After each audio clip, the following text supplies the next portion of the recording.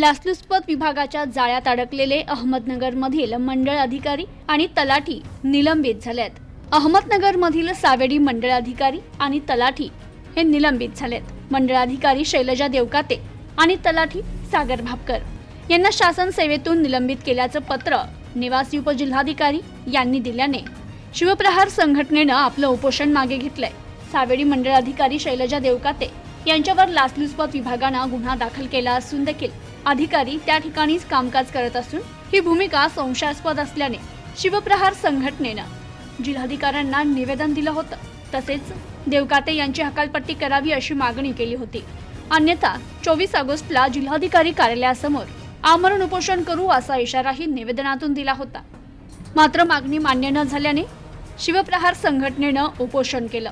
त्यावर जिल्हाधिकाऱ्यांनी पत्र दिलं की मंडळाधिकारी शैलजा देवकाते आणि तलाठी सागर भापकर यांच्या विरुद्ध अहमदनगर तोफखाना पोलीस स्टेशन येथे भ्रष्टाचार प्रलंबित अधिनियम कलम 7 प्रमाणे गुन्हा दाखल झालाय।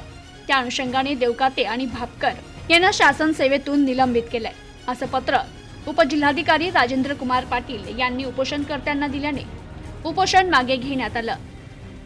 Bureau report, news today 24, Ahmednagar.